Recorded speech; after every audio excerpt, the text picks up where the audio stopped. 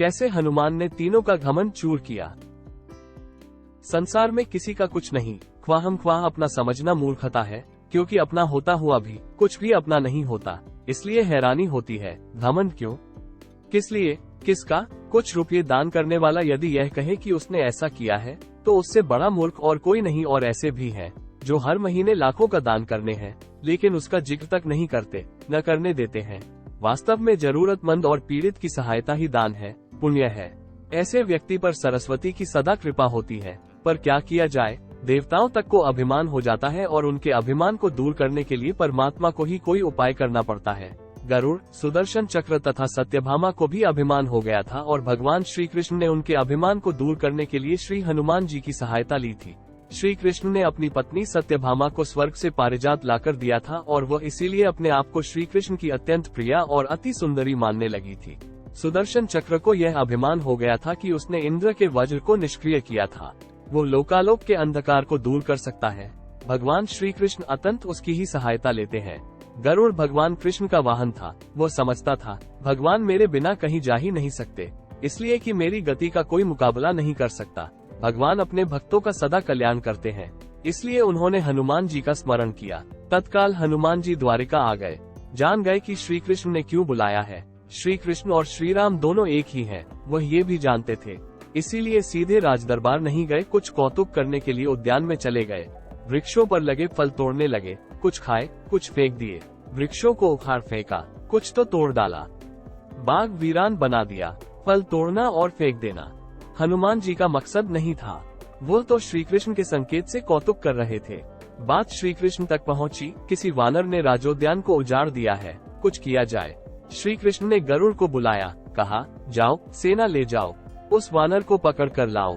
गरुड़ ने कहा, प्रभु, एक मामूली वानर को पकड़ने के लिए सेना की क्या जरूरत है, मैं अकेला ही उसे मजा चखा दूंगा। कृष्ण मन ही मन मुस्करा दिए, जैसा तुम चाहो, लेकिन उसे रोको। जाकर वैंतय गए, हनुमान जी को ललकारा, बाग क्यों उजाड़ रहे हो, फल क्यों तोड़ रहे हो, चलो तुम्हें श्री कृष्ण बुला रहे हैं। हनुमान जी ने कहा, मैं किसी कृष्ण को नहीं जानता, मैं तो श्री राम का सेवक हूँ, जाओ कह दो मैं नहीं आऊंगा। गरुड़ क्रोधित होकर बोला, तुम नहीं चलोगे तो मैं तुम्हें पकड़कर ले जाऊंगा। हनुमान जी ने कोई उत्तर नहीं दिया। गरुड़ की अनदेखी कर वो फल तोड़ने रहे। गरुड़ को समझाया भी, वानर का काम फल तोड़ना और फेंकना है, मैं अपने स्वभाव के अनुसार ही कर रहा हूँ, मेरे काम में दखल न दो, क्यों झगड़ा मोल लेते हो, जाओ मुझे आराम से फल खाने दो। गरुड़ नहीं माना। तब हनुमान जी ने अपनी पूंछ बढ़ाई और गरुड़ को दबोच लिया। उसका घमंड दूर करने के लिए कभी पूंछ को ढीला कर देते, गरुड़ कुछ सांस लेता, और जब कसते तो गरुड़ के मानो प्राण ही निकल रहे हो। हनुमान जी ने सोचा, भगवान का वाहन है, प्रहार भी नहीं कर सकता, लेकिन इसे सबक तो सिखाना ही होगा। पूंछ को एक झटका दिया और गरुड़ को दूर समुद्र में फेंक दिया। बड़ी मुश्किल से वो गरुड़ दरबार में पहुंचा। भगवान को बताया, वो कोई साधारण वानर नहीं है, मैं उसे पकड़कर नहीं ला सकता। भगवान मुस्करा दिए, सोचा गरुड़ का घमंड तो दूर हो गया, लेकिन अभी इसके वेग के घमंड को चूर करना है। श्री कृष्ण ने कहा, गरुड़, हनुमान श्री राम जी का भक्त है, इसीलिए नहीं आया। यदि तुम कहते कि श्री राम ने बुलाया है, तो फौरन भागे चले आते। हनुमान अब मलय पर्वत पर चले गए हैं, तुम तेजी से जाओ और उससे कहना, श्री राम ने उन्हें बुलाया है, तुम तेज उड़ सकते हो, तुम्हारी गति बहुत है, उसे साथ ही ले आना। गरुड़ वेग से उड़े, मलय पर्वत पर पहुँचे। हनुमान जी से क्षमा मांगी, कहा भी, श्री राम ने आपको याद किया है, अभी आओ मेरे साथ, मैं तुम्हें अपनी पीठ पर बिठाकर मिनटों में द्वारिका ले जाऊंगा। तुम खुद चलोगे तो देर हो जाएगी, मेरी गति बहुत तेज है, तुम मुकाबला नहीं कर सकते। हनुमान जी मुस्कुराए, भगवान की लीला समझ गए। कहा, तुम जाओ, मैं तुम्हारे पीछे ही आ रहा हूँ। द्वारिका में श्री कृष्ण राम रूप धारण कर सत्यभामा को सीता बना सिंहासन पर बैठ गए। सुदर्शन चक्र को आदेश दिया, द्वार पर रहना, कोई बिना आज्ञा अंदर न आने पाए। श्री कृष्ण समझते थे कि श्री राम का संदेश सुनकर तो हनुमान जी एक पल भी रुक नहीं सकते, अभी आते ही होंगे। गरुड़ को तो हनुमान जी ने विदा कर दिया और स्वयं उससे भी तीव्र गति से उड़कर गरुड़ से पहले ही द्वारका पहुंच गए। दरबार के द्वार पर सुदर्शन ने उन्हें रोककर कहा, बिना आज्ञा अंदर जाने की मनाही है, जब श्री राम बुला रहे हो तो हनुमान जी विलंब सहन नहीं कर सकते। सुदर्शन को पकड़ा और मुंह में दबा लिया। अंदर गए, सिंहासन पर श्री राम और सीता जी बैठे थे।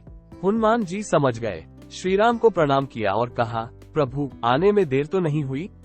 साथ ही कहा, प्रभु माँ कहाँ है? आपके पास आज ये कौन दासी बैठी है?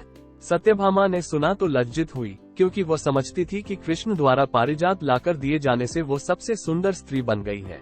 सत्यभामा का घमंड चूर हो गया।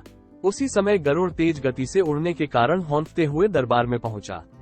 सांस फूल रही थी, थके हुए से लग रहे थे, और हनुमान जी को दरबार में देखकर तो वह चकित हो गए। मेरी गति से भी तेज गति से हनुमान जी दरबार में पहुंच गए। लज्जा से पानी पानी हो गए। गरुड़ के बल का और तेज गति से उड़ने का घमंड चूर हो गया। श्री राम ने पूछा, हनुमान तुम अंदर कैसे आ गए? किसी ने रोका नहीं? रोका था भगवान सुदर्शन ने। मैंने सोचा आपके दर्शनों में विलंब होगा, इसलिए उनसे उलझा नहीं, उसे मैंने अपने मुंह में दबा लिया था। और यह कहकर हनुमान जी ने मुंह से सुदर्शन चक्र को निकालकर प्रभु के चरणों में डाल दिया। तीनों के घमंड चूर हो गए। श्री कृष्ण यही चाहते थे। श्री कृष्ण ने हनुमान जी को गले लगाया, हृदय से हृदय की बात हुई और उन्हें विदा कर दिया। परमात्मा अपने भक्तों में, अपने निकटस्थों में अभिमान रहने नहीं देते। श्री कृष्ण सत्यभामा, गरुड़ और सुदर्शन चक्र का घमंड दूर न करते तो परमात्मा के निकट रह नहीं सकते थे। और परमात्मा के निकट रह ही वह सकता है जो मैं और मेरी से रहित है। श्री राम से जुड़े व्यक्ति में कभी अभिमान हो ही नहीं सकता। न श्री राम में अभिमान था, न उनके भक्त हनुमान में। न श्री राम ने कहा कि मैंने किया है और न हनुमान जी ने ही कहा कि मैंने किया है। इसलिए दोनों एक हो गए, न अलग थे, न अलग रहे। राधे राधे।